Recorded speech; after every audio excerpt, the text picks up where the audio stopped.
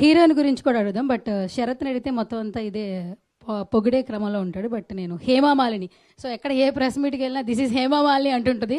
So నేను myself అని చెప్పకూడదు కదా, Hema Malini vote you. So teaser చూసావు, ఎలా అనిపించింది?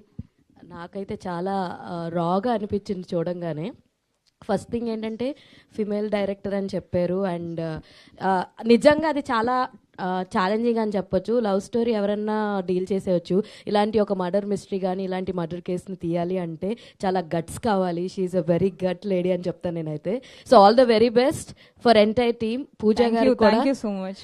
యా, పూజా గారి క్యారెక్టర్ అయితే మేము చూడలేదు, but definitely it will be very good అని అనుకుంటున్నాం. అండ్ రవి గారు అయితే యాజ్ యూజువల్ నేను నా చిన్నప్పుడు చూశాను, ఇప్పటికీ ఆయన అలాగే ఉన్నారు.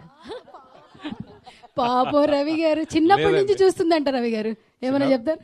చిన్నప్పటి నుంచి చూసారు కాబట్టి అట్లీస్ట్ అంటే ఇందులో జస్ట్ ఆ మీసానికి వైట్ కలర్ మీసం కనిపించింది అంతే, పెద్ద తేడా ఏం అనిపించలేదు నాకు రవి గారు. నేను అందుకే కలర్ అయ్యలేదు ఈరోజు. వైట్ వచ్చిందండి ఇండస్ట్రీలో, అంత అన్ని రోజులు ఉన్నా నేను 20 years. సో స్టిల్ ఇంకా కంటిన్యూ అవ్వాలి, స్టిల్ మమ్మల్ని ఇంకా ఎంటర్టైన్ చేయాలని కోరుకుంటున్నాం. సో వీఆర్ హ్యాపీ ఫర్ ఇందులో మీరు మెయిన్ లీడ్ కాబట్టి we are very very happy for your Hatya movie.